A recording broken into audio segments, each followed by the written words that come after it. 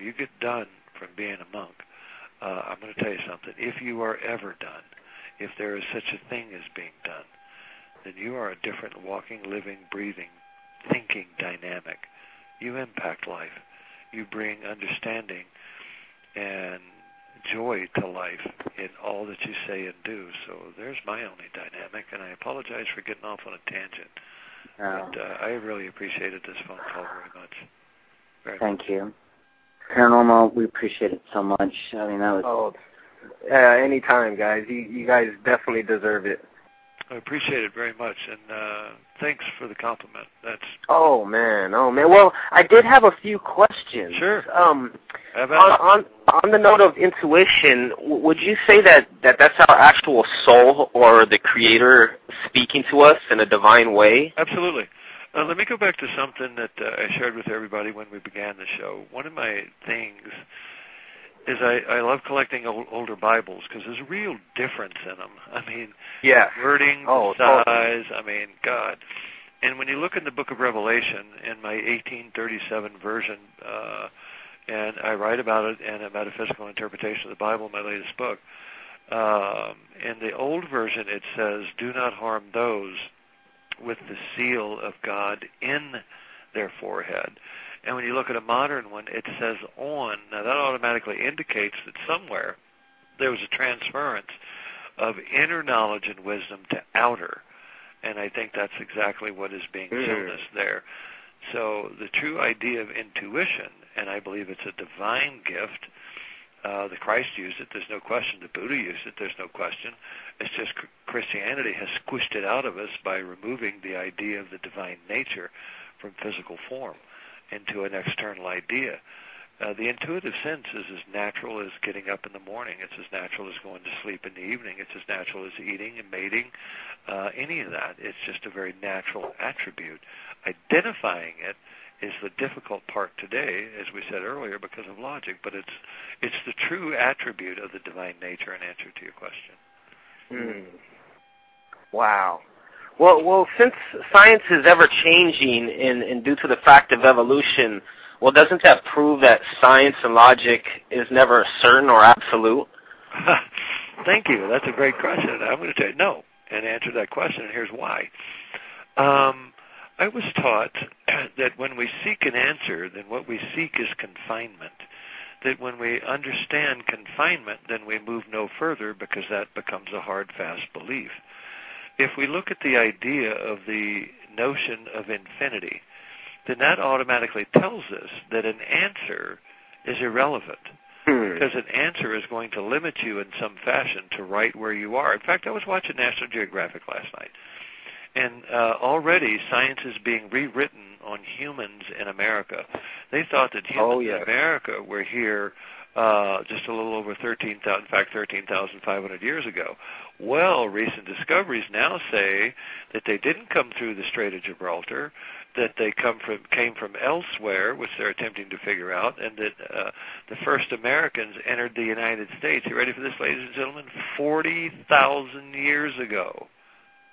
40,000. 1492, Columbus sailed the ocean blue. What was all that stuff we learned in school? BS. It's like, are you guys ready for this? The first commander-in-chief of the American Revolutionary Forces was not George Washington. You can go into a graveyard in Tewksbury, Massachusetts, and what you will find in that graveyard is a headstone that will say this: Artemus Ward, the first commander-in-chief of the American Revolutionary Forces. Well, my gosh, I mean, we got lied to one more time. My point in all of that is hey, guys, science and the physical sciences, because it's used by understanding through physical means, automatically takes the approach of physical limitation. Anytime you seek an answer, you have found yourself in illusion, which is what I just attempted to portray to all of our listeners. Don't look for an answer. Look for an understanding. An understanding has a level of flexibility to it. An understanding has a level of opportunity of growth to it. A belief does not. Excellent. Paranormal, we're down to the last couple of minutes of the show. I so appreciate you calling in.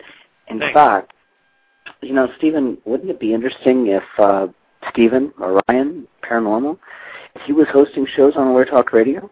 Hey, I think it'd be pretty cool. I'd be there. Think about it, Stephen. Get back with us. I'd be there. I definitely will. I'd be there on your show anyway, only because I know you'd have intriguing questions. Well, I know a lot about you, so I definitely would know the questions to ask. Well, just ask what you feel, what you know. Sometimes can be an illusion. Well, I wanted to throw out one more thing that was probably one of the greatest things I've heard you say, which was the whole metaphor of the conflict between a grass growing and the growth. I would have to say that conflict is a must in life. Yes. In order to grow. Yes. And when I heard that from you, that really put me on a higher plane. So I commend you again, Stephen, and keep up the great work. I do what I can. Very much. Thank you so much. Thank you again, Orion, guys. Yeah, that was Stephen Orion, Paranormal, known on Blog Talk Radio, host of Paranormal 101. We definitely appreciate the call, and I was serious about that. Think about it, Stephen Orion, that is. Think about it. We would love to have you on Aware Talk Radio, hosting shows, doing what you do. Just an idea. That's how everything starts, isn't it, Stephen? Absolutely. I think human was originally, you could say, was a divine idea, which we've turned into a physical idea, which means we've lost our own divinity and our own divine nature, and because of that, it has placed clouds upon the shadows of the mind, which bring forth the truth of being in nature of life, which is the whole side and the whole idea of life, instead of the shadows of the mind that produce the illusions brought on by physical blindness, because we limit ourselves to one level and one state of being only. If we allowed ourselves to expand into the universal consciousness of being, the universal consciousness of self, and the unlimited idea of nature, then there's nothing we cannot know at any given moment, at any given time. And that, ladies and gentlemen, was all off the top of my head. Yep, and intuition is that storm that reigns over us that allows us to see things across the horizon, over the horizon, further than physical eyes can see. It's that internal voice that's telling us all things if only we learned to listen. And when we listen, instead of listening to the external idea of life, for one to hear and understand the true depths of being, listen internally for the sound or the roar of silence, and you understand the depth and the true nature of humankind and our true infinite ability and divine nature. Absolutely. Stephen, we're down to the last of it here. Even with the Blog Talk difficulties, rescheduling the show for 5:30. I tell you what, I'm so glad we got to do this, because this has been one of those moving and elevated shows. I would also like to mention you were just on Vortex Radio here on Monday with Terry Hinkle, and I forgot to mention that. We got so wrapped up and everything, but people from Blog Talk, please check that out, the Vortex Radio. Stephen was a guest there on their premiere show, and it was a great show. I just want to mention that. Yeah, thanks. And by the way, if you wish to contact me, you can go to my website at www.hairfield, it's Hair, Field.com. You can email me at stephen@hairfield.com. I've shared with you some ideas this evening about the intuitive sense.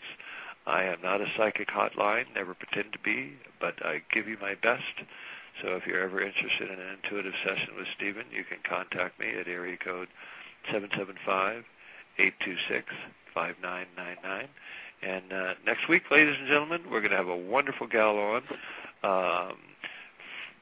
Fran Fisher. Yep, there you go, Fran, don't shoot me. She's a master life coach, and we're going to talk about handling life. And it ought to be a lot of fun. She's a great gal. You guys will love her. Chad, thanks, sir. Next Wednesday. Thank you. I love the intro. We're now international. And by the way, that is Chad's lovely bride, Sonia. Thanks, girl. Stephen, have yourself a great night. I will be speaking with you later. All those, thanks for listening. Thanks for joining us, even after our Blog Talk difficulties. This has been Aware Talk Radio. The great and kind Stephen Hairfield. Of course, I'm Chad Lilly. This is Aware Talk Radio, and I do thank you for listening. Going out this evening with The Power of the Gospel by Ben Harper. And if this cuts me off, then I'll play it in the archives. Thank you.